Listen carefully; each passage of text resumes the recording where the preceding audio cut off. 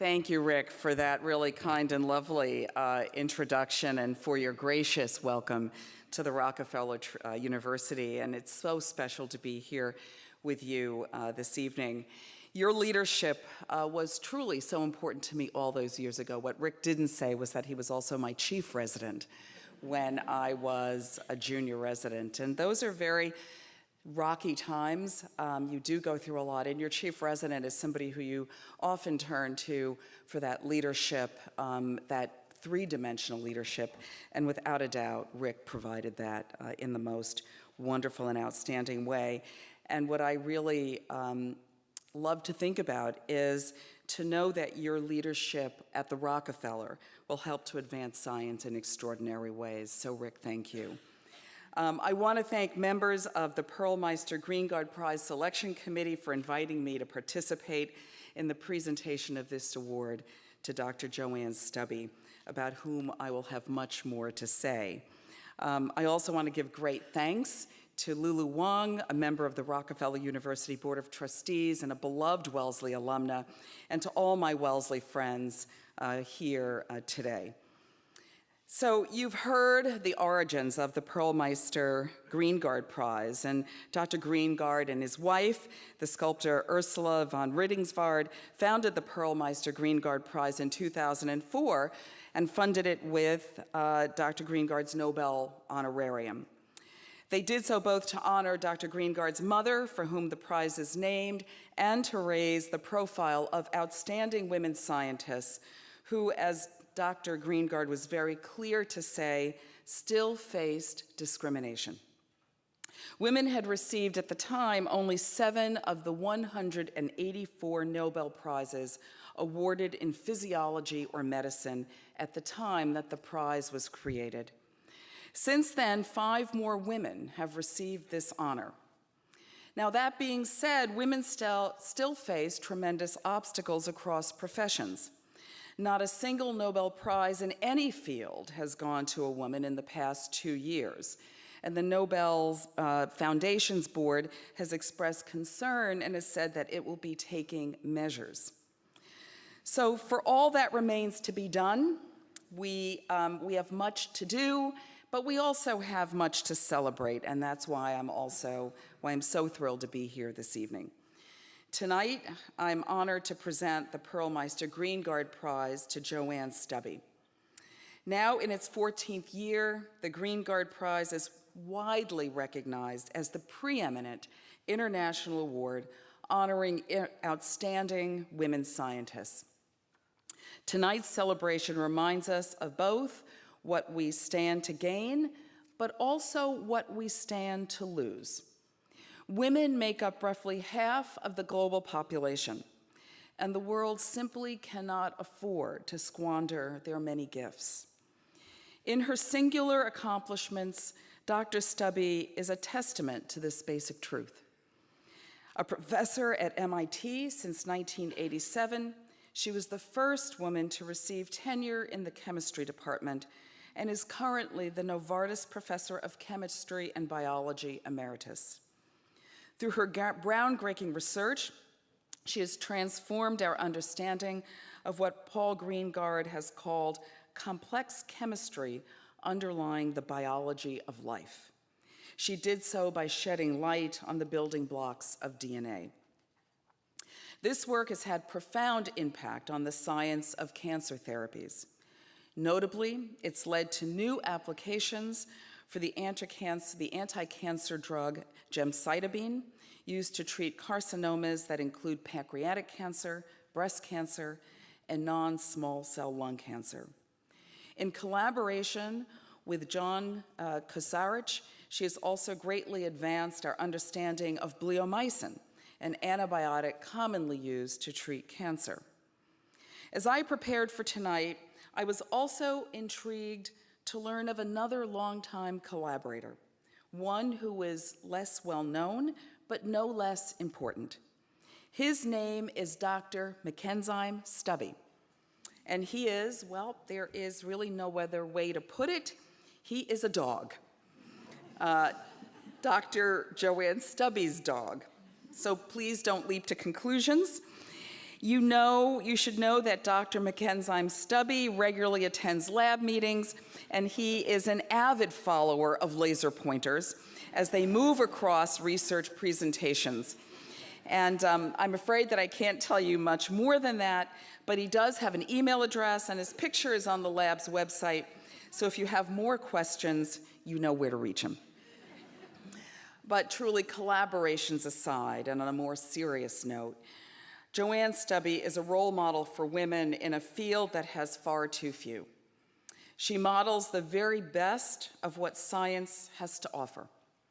Not women's science, but science writ large. By whatever measure you choose, she is extraordinary. This alone is tremendously inspiring, but she also stands for something more. She reminds us of the power unleashed when women have a chance to flourish. JoAnne's talents are remarkable, as are her accomplishments, but the opportunities that came her way should not be.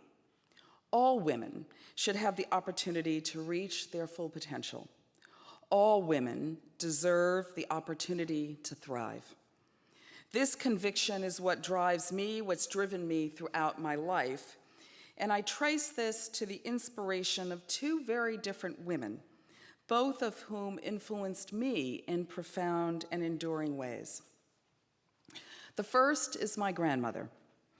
Some of my most wonderful childhood memories are of spending time with her in our four-family home in Brooklyn, New York. She was warm and exuberant, a true force of nature. She worked in a factory, but that didn't stop her from saving her pennies and traveling to Europe. She loved her life, and she loved me. Then when I was 8 and she was about 60, something changed. She became listless and withdrawn. She stopped eating. Her care became all-consuming for my family. Now, many of you probably recognize the signs, but back then it took what seemed like forever to get a diagnosis. And by then, she was in a deep downward spiral. She had been hit by a deep depression, and sadly, she never recovered. The tragedy of this delayed diagnosis and the lack of science that was available to treat depression had a lasting impact on me. It sparked an aspiration to keep such things from happening, and it set me on a course that ultimately led me to my beloved college mentor, the late Ruth Hubbard. A bit of background for those not familiar with Ruth's work. As the first female biology professor to be awarded tenure at Harvard, in addition to her outstanding science, she became a powerful feminist voice in and for science. She made explicit something that others had known but not articulated, that science had made men the norm, both their bodies and their ideas. And much of what was deemed scientific truth was socially constructed and really deserved re-examination. One especially memorable experience was the independent study that I did with Ruth and the late Stephen Jay Gould my junior year. At the time, the field of sociobiology was ascendant, going virtually unquestioned in many quarters. Ruth and Stephen challenged this and pushed me to challenge it. This lesson went far beyond the academic debates of the time. It taught me that I had a duty to question accepted beliefs, that it was not only my right, but it was my responsibility. I first met Ruth Hubbard in the spring of my freshman year. I enrolled in her now legendary Bio 109, Biology and Women's Issues. It was such a deceptively simple name, I could not imagine how it would change my life. Ruth didn't set out to train disciples. Rather, she taught us to approach the world with the same spirit that she did, to explore the larger forces that shaped scientific work. She impressed on us that our ideas mattered, that we mattered.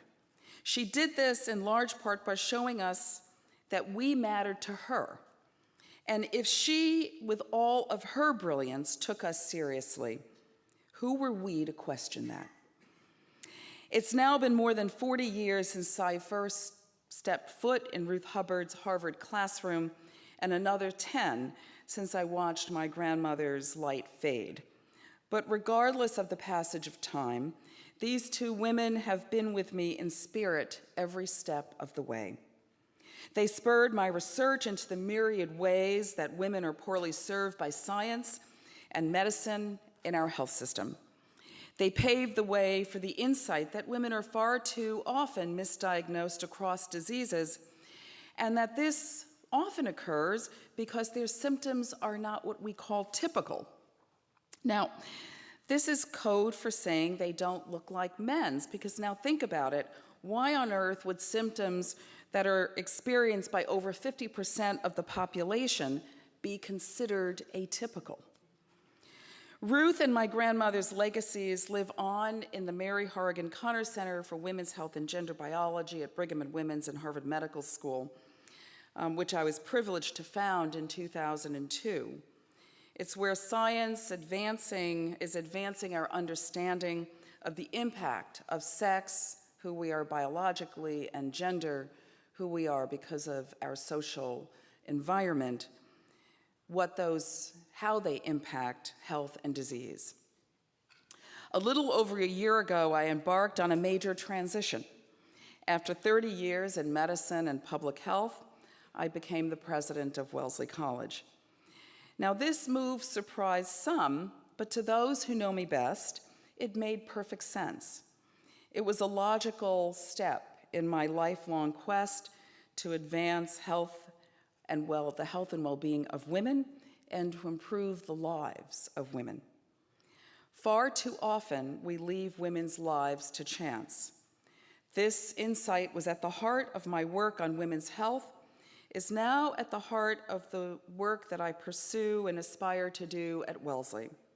How do we assure that all women have a chance to thrive? How do we make this the norm instead of the exception? I think of Paula Greengard's mother who died in childbirth, something that still happens far too often in the 21st century and has in fact been increasing in the United States. I think of my own mother who graduated from college at age 56 and in doing so fulfilled a lifelong dream. She did a remarkable job with the cards that she was dealt, but what if those cards could have been changed? What more might she have done? Even young women who seem to have everything can still too easily stumble if they don't get the right support.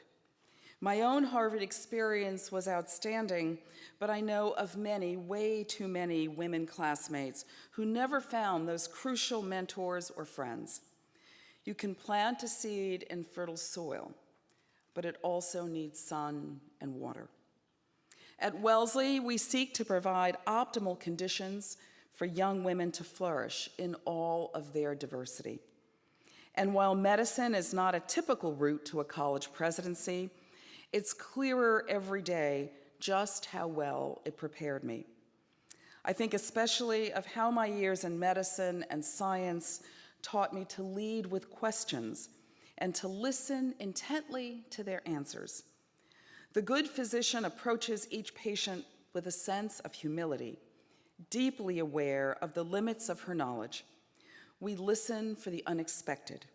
We don't allow our working assumptions to blind us to new information. I learned to look beneath and beyond statistics to the person in front of me. Because as Rafia Zachariah recently wrote in the New York Times in her piece on women's empowerment, numbers never lie, but they do omit. At Wellesley, as we educate the next generation of women leaders, we also seek to ascertain the conditions in which women flourish. Like great scientists, we iterate. We experiment, evaluate, and try again. We do this over and over, and we make progress.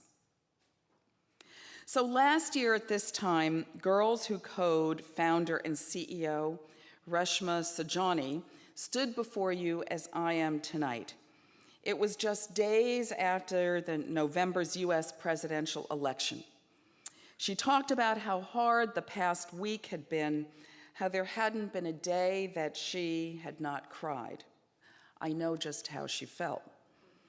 On the night of the election, Wellesley hosted a huge gathering. It was about 3,000 people. We expected it would become a victory party for one of our most eminent alumni. We looked forward to one of our own breaking through what she had called the highest, hardest glass ceiling, and to celebrating the election of the United States' first woman president. Well, that's not what happened, and we're still struggling to navigate the strange new world that we have. But here's the thing, for all the pain of this enormous setback, we have also seen an explosion of activism and energy. The Women's March was the largest single-day protest in US history. More women are running for office. More women are speaking out, and increasingly their voices have impact. Just ask Harvey Weinstein. We stand on firm foundations, thanks to the work of countless women and men like Paul Greengard, who understand that when women take their rightful place, the whole world benefits. Tonight, we celebrate JoAnne Stubbe and her stunning accomplishments. At the same time, we are reminded of all that needs to be done to assure that the next JoAnne Stubbe has a chance to reach her potential. And I should say the next JoAnne Stubbies. And it goes far beyond historic moments where we break through glass ceilings, important though these are. It means attending to the structures that hold women back and strengthening those that move them forward. The stakes have never been higher, and the challenges are great.